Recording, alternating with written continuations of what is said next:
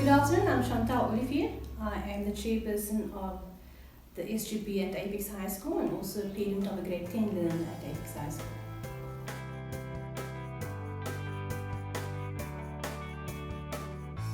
For me, it was basically a time to reflect on family and how important we are to each other.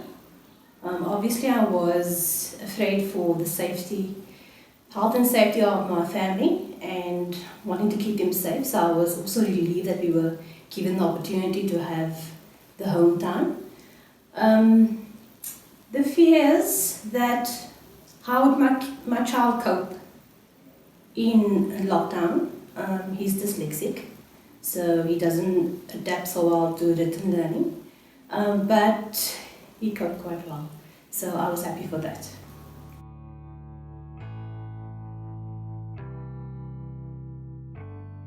One thing with Apex High, they are always organized, well organized, and they always have plan A, plan B, plan C, and plan D.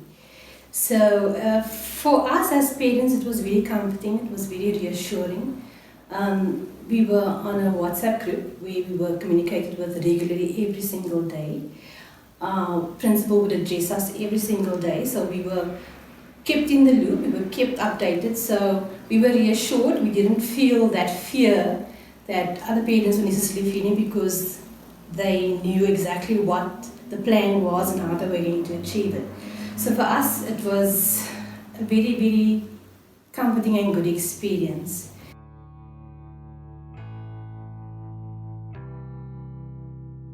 What makes me the most proud of Apex, I think, is the compassion.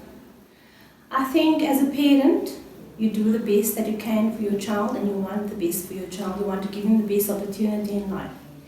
And to have a school that has principal and teachers that feel the same way about your child, who give them the same amount of love and effort and energy as you do, it is the best gift you can ever get from a school. I mean, where are you going to find people that will step into a dangerous situation to protect your child? It's not their children, it's your child, but they will do their best to protect your child.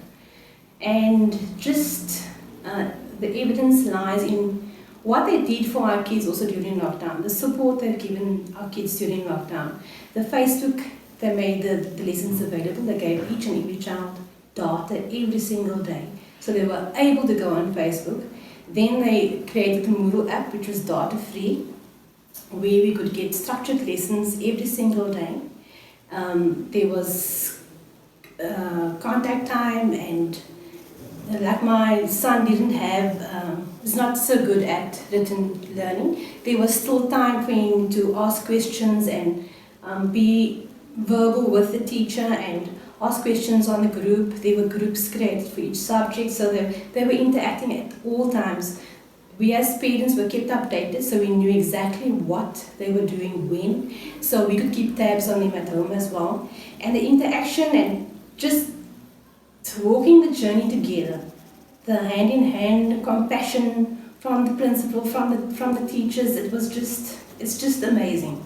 I have had my child at other schools before, and I've never had this relationship with a school and teachers and principal as I have now. For me, it's really like a family, and I've never experienced it before. And for me, it's just wonderful.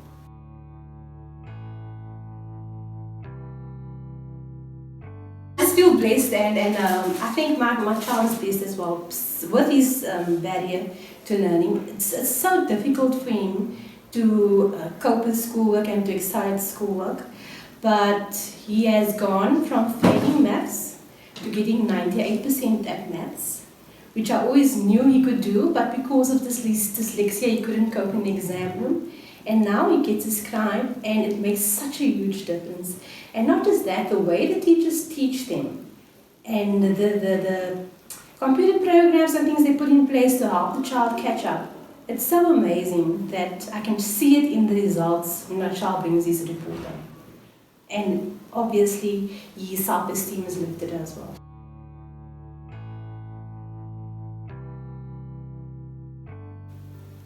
This opportunity of having a collaboration school is a gift, a priceless gift that I would love each and every child in this area to have. Everybody fights to get into the school, and there's a reason why they fight to get into the school. I don't think there's a better school in the area. I wish that everybody else can have the same opportunity that my child has had. And I think each and every child deserves it.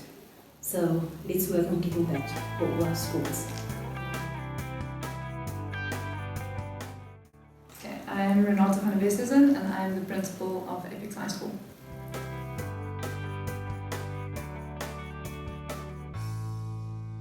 The feelings I had was I was unsure of the way forward. We weren't sure at that stage how long it's going to be. It's the first time we've experienced something like that. And then my biggest fear was the loss of academics or the contact time for my kids. And then secondly, their well-being. If they would have enough food, if they would be safe, if their parents would be safe, if they would be safe, if they would adhere to the rules. So just, yeah, the loss of contact time and then their safety.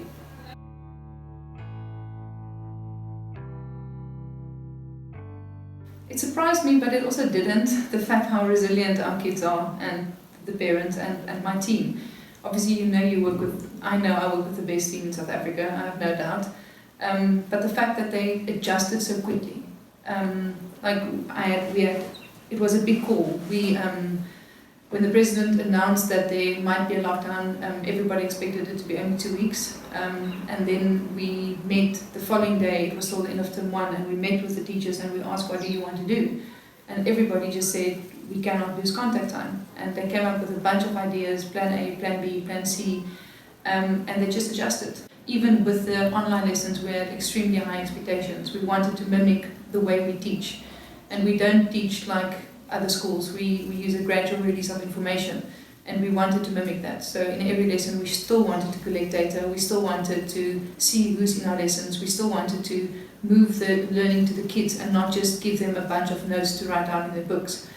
So that took a lot of effort, and the teachers didn't have a holiday that first holiday, and then they came back in the lockdown extended, and we were set up. So when the kids returned in June, we didn't lose any contact time.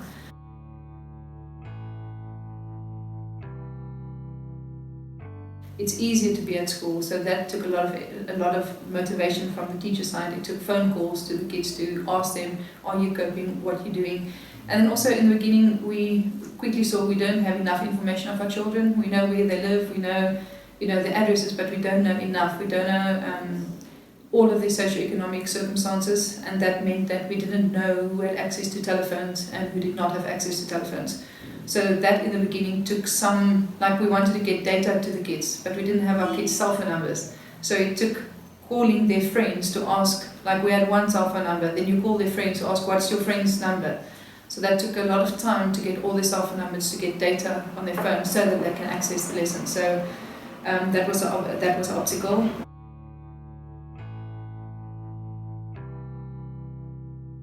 It's twofold. I'm always going to answer that question and say I'm extremely proud of my team. I was having a discussion with the ground staff the other day, and I explained to them that without the ground staff we cannot do what we do, and without every single teacher. So this year we are 34 pieces, and the principal is not more important than the rest. We are an amazing team, and every single teacher committed 100% to do what's best for the kids.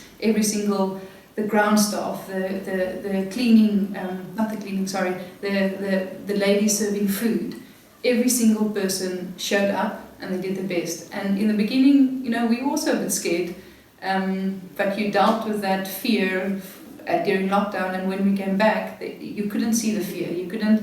Everybody was happy to see the kids. We did our best to make them feel comfortable, to make them feel safe, to make them feel that this is going to be okay.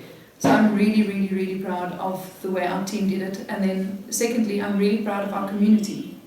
It wasn't just the teachers, it took the kids. They showed tremendous grit and resilience to show up.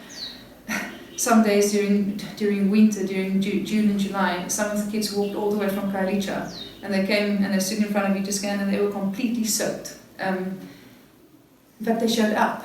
The parents who really tried hard to motivate the kids. Not 100% of them, but the majority of the parents who worked with us to get the kids at school, to motivate them. We do have exceptional high standards, but at some stage we also have to say they're still kids, and it's difficult. It was difficult for the adults, so imagine how difficult it was for them.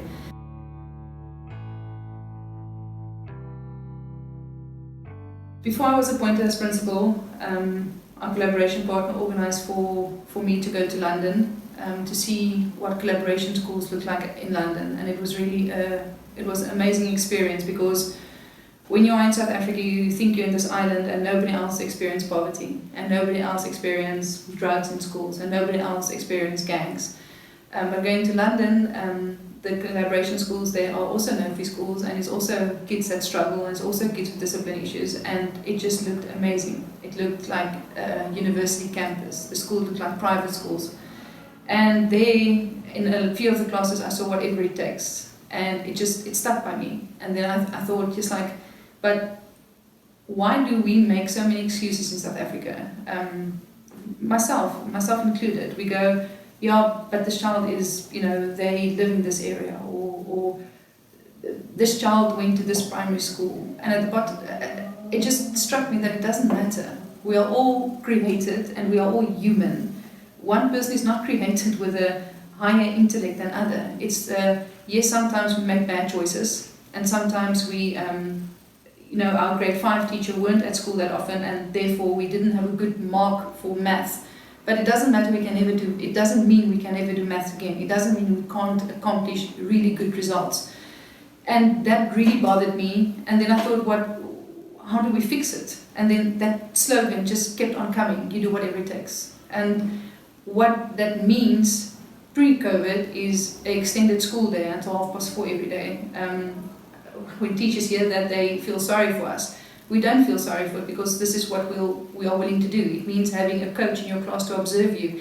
It means working after hours for like a million extra hours for perfect lesson planning. It means changing the way you teach. It means reaching out to the kids, reaching out to the parents. It's hard work, but that is what we'll do. You'll do whatever it takes. And then COVID came, and then we really had to put our money where our mouths were to show the kids that, because the kids start using it in the essays. They speak like that. They say, in our school we do whatever it takes.